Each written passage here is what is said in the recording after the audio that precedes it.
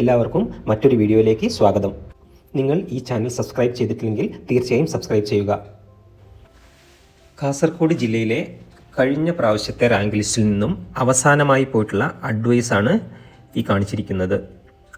ഈ advice list പോയിരിക്കുന്നത് 4/6/2025 അപ്പോൾ അത് പ്രകാരം കഴിഞ്ഞ റാങ്ക് ലിസ്റ്റിൽ 283 പേർക്കാണ് ഓപ്പൺ കാറ്റഗറിയിൽ നിന്ന് പോയിട്ടുള്ളത്. EBT 200 ലാസ്റ്റ് റാങ്ക് പോയിരിക്കുന്നത് 283 അതുപോലെ SC ST എല്ലാം മുഴുവനായും തന്നെ പോയിട്ടുണ്ട്. DAകൾ LV HI എല്ലാം പോയിട്ടുണ്ട്. LD അതുമാതിരി പോയിട്ടുണ്ട്. മൊത്തത്തിൽ അഡ്വൈസ് പോയിരിക്കുന്നത് 426 പേർക്കാണ്. ഇതാണ് ആ അഡ്വൈസ് ലിസ്റ്റ്.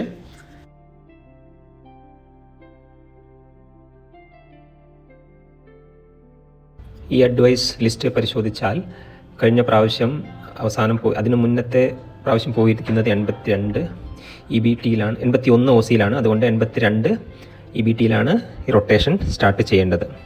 എന്നാൽ അതിന് മുന്നേ TPO ഉണ്ടായിരുന്നത് കൊണ്ട് ആ ടേണുകളാണ് ആദ്യം പോയിട്ടുള്ളത്. അതുപോലെ തന്നെ മറ്റൊന്ന് പരിശോധിച്ചു കഴിഞ്ഞാൽ മനസ്സിലാവുന്നത് ഈ ലിസ്റ്റിൻ്റെ അവസാനത്തെ ടേൺ പോയിരിക്കുന്നത് 91 ഓപ്പൺ കാറ്റഗറിയാണ്. അതുകൊണ്ട് തന്നെ നമ്മുടെ ഈ റൊട്ടേഷൻ 92 ടേണിലായിരിക്കും സ്റ്റാർട്ട് ചെയ്യുക. അങ്ങനെയാണ് നമ്മൾ നമ്മുടെ റൊട്ടേഷൻ ചാർട്ട് തയ്യാറാക്കിയിരിക്കുന്നത്. അതുപോലെ മറ്റൊരു കാര്യം, ഈ ലിസ്റ്റിൻ്റെ അവസാനത്തെ നില 4 TPOകൾ പെൻഡിംഗ് ഉണ്ട്. ഒരു SC, ഒരു മുസ്ലിം, ഒരു EBT, ഒരു OBC, ഇത്രയും പെൻഡിംഗ് TPOകൾ നിലവിലുണ്ട്. അതുകൊണ്ട് ഈ TPOകൾ നിയമിച്ചതിന് ശേഷം മാത്രമേ പുതിയ റൊട്ടേഷൻ ചാർട്ടിൽ നിന്നും ആൾക്കാരെ നിയമിക്കാൻ തുടങ്ങുകയുള്ളൂ. മറ്റൊന്ന്, നമ്മുടെ റൊട്ടേഷൻ ചാർട്ടിൽ മാറ്റങ്ങൾ വരാൻ സാധ്യതയുള്ളത് ഓരോ പ്രാവശ്യത്തെ അഡ്വൈസ് ലിസ്റ്റിലും എത്രത്തോളം ആൾക്കാരാണ് ഉള്ളത് അതിൽ 50% പേർക്ക് ഓപ്പൺ കാറ്റഗറിയിൽ നിന്നും നിയമനം കൊടുക്കണമെന്നുള്ളത് ഒരു റൂളാണ്. ആ റൂൾ പ്രകാരം 50%-ത്തിൽ ഓപ്പൺ കാറ്റഗറി കുറവ് വന്നാൽ അവിടെ ബാലൻസ് ഉള്ള റിസർവേഷൻ കാറ്റഗറി TPO ആക്കി നീക്കി വെച്ച് അത് തൊട്ടടുത്തുള്ള ഓപ്പൺ കാറ്റഗറി ടേണുകൾ എടുക്കുകയാണ് പതിവ്. ഉദാഹരണത്തിന് ഇപ്പോൾ 9 പേരുള്ള ഒരു അഡ്വൈസാണ് ആദ്യം പോകുന്നതെങ്കിൽ അതിൽ 5 പേർക്ക് ഓപ്പൺ കാറ്റഗറിയിൽ നിന്നും അഡ്വൈസ് കൊടുക്കണം എന്നുള്ളത് നിർബന്ധമാണ്. അപ്പോൾ 5-ൽ കുറഞ്ഞാൽ അവിടെയുള്ള റിസർവേഷൻ കാറ്റഗറീനെ TPO ആക്കി മാറ്റി ഓപ്പൺ കാറ്റഗറിയിൽ നിന്നും ആൾക്കാരെ എടുത്ത് മിനിമം 50% ആക്കിയിട്ടായിരിക്കും ആ അഡ്വൈസ് വരുന്നത്. അവിടെ നീക്കി വെക്കുന്നതാണ് ഈ TPO ആക്കി വരുന്നത്. അങ്ങനെയാണ് ഈ TPOകൾ ഉണ്ടാവുന്നത്. അതുപോലെ തന്നെ കഴിഞ്ഞ റാങ്ക് ലിസ്റ്റിലെ അവസാനത്തെ സ്റ്റാറ്റസാണ് ഈ കാണിച്ചിരിക്കുന്നത്. ഇത് പ്രകാരം മൊത്തത്തിൽ അഡ്വൈസ് പോയിരിക്കുന്നത് 426 പേർക്കാണ്. അതിൽ ഓപ്പൺ കാറ്റഗറിയിൽ 203 പേരും, റിസർവേഷൻ കാറ്റഗറിയിൽ നിന്നും 202 പേരും, NJDI 5 പേരും, DA 16 പേരും അടക്കം 426 പേർക്കാണ് മൊത്തത്തിൽ അഡ്വൈസ് പോയിട്ടുള്ളത്. ഇനി നമുക്ക് നേരിട്ട് റൊട്ടേഷൻ ചാർട്ടിലേക്ക് വരാം. അപ്പോൾ നമ്മുടെ റൊട്ടേഷൻ ചാർട്ടാണ് ഈ കാണിച്ചിരിക്കുന്നത്. ഇതിൽ ഒന്നാമത്തെ കോളത്തിൽ കൊടുത്തിരിക്കുന്നത് റൊട്ടേഷൻ ചാർട്ട് ബേസ് ചെയ്തുകൊണ്ടുള്ള റാങ്കാണ്. രണ്ടാമത്തെ കോളത്തിൽ അത് ഏത് റൊട്ടേഷൻ ബേസ് ചെയ്തിട്ടാണ് വന്നിട്ടുള്ളത് എന്നുള്ളതാണ്.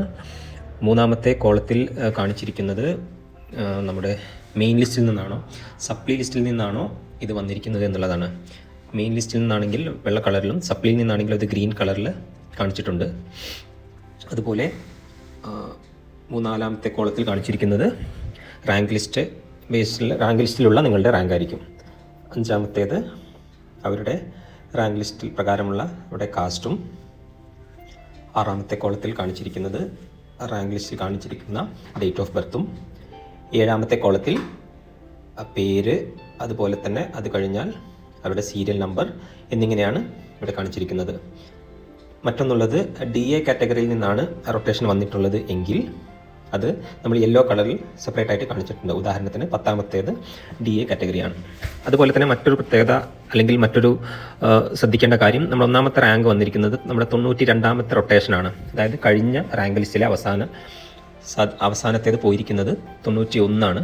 അപ്പോൾ അതിൻ്റെ കണ്ടിന്യൂഷൻ ആയിരിക്കും ഇത് 92ലാണ് സ്റ്റാർട്ട് ചെയ്യുന്നത്. നിങ്ങൾക്ക് ഇതിൽ ഓരോ റൊട്ടേഷനും നിങ്ങളുടെ റാങ്കും ഇതിൽ നോക്കി മനസ്സിലാക്കാവുന്നതാണ്. ശ്രദ്ധിക്കുക, LCA അല്ലെങ്കിൽ TPO വഴി ആദ്യം നടക്കുന്ന നിയമനങ്ങൾ ഈ റൊട്ടേഷൻ ചാർട്ടിൽ ഉൾപ്പെടുത്തിയിട്ടില്ല. അതുകൊണ്ട് തന്നെ തുടക്കത്തിൽ ചെറിയ മാറ്റങ്ങൾ സംഭവിക്കും. അത് പിന്നീട് വരുന്ന റൊട്ടേഷനുകളിൽ അല്ലെങ്കിൽ അഡ്വൈസുകളിൽ അത് അഡ്ജസ്റ്റായി പോകും. കഴിഞ്ഞ 19-ാം തീയതി പത്തനംതിട്ടയിൽ ആദ്യത്തെ അഡ്വൈസ് വന്നു. അപ്പോൾ ആദ്യത്തെ അഡ്വൈസ് വന്നത് മുഴുവനായും 8 പേർക്കും അത് DA പെൻഡിങ് ഉണ്ടായിരുന്ന അല്ലെങ്കിൽ ഡിഫറൻ്റ്ലി ഏബിൾഡിന് പെൻഡിങ് ഉണ്ടായിരുന്ന ടേൺസാണ് പോയിട്ടുള്ളത്. അതുപോലെ തന്നെ ഇവിടെയും അങ്ങനെയുള്ള പെൻഡിങ് ടേൺസ് ഉണ്ടെങ്കിൽ അതായിരിക്കും ആദ്യം പോവുക. അത് നമുക്ക് 1-ാമത്തെ അഡ്വൈസ് വന്നാൽ മാത്രമേ മനസ്സിലാവുകയുള്ളൂ. ശ്രദ്ധിക്കുക, നിങ്ങൾ ഈ ചാനൽ സബ്സ്ക്രൈബ് ചെയ്തിട്ടില്ലെങ്കിൽ തീർച്ചയായും സബ്സ്ക്രൈബ് ചെയ്യുക. നിങ്ങളുടെ കമൻറ്റുകൾ രേഖപ്പെടുത്തുക. അതുപോലെ തന്നെ ഈ വീഡിയോ ലൈക്ക് ചെയ്യുക. റൊട്ടേഷൻ ചാർട്ടിനെ കുറിച്ച് എന്തെങ്കിലും സംശയങ്ങളുണ്ടെങ്കിൽ നിങ്ങൾക്ക് കമൻറ്റ് ബോക്സിൽ എഴുതി ചോദിക്കാവുന്നതാണ്. ഈ റൊട്ടേഷൻ ചാർട്ടിനെ ബേസ് ചെയ്തുകൊണ്ട് ഓരോ തരത്തിലുള്ള നിയമന സാധ്യതകൾ അനാലൈസ് ചെയ്തുകൊണ്ട് നമ്മളൊരു വീഡിയോ ചെയ്യുന്നുണ്ട്. അത് തുടർന്നുള്ള ദിവസങ്ങളിൽ ഈ ചാനലിൽ അപ്ലോഡ് ചെയ്യുന്നതാണ്. നിങ്ങൾക്ക് ഏകദേശം ഒരു ധാരണ കിട്ടാൻ വേണ്ടി അത് സഹായിക്കും.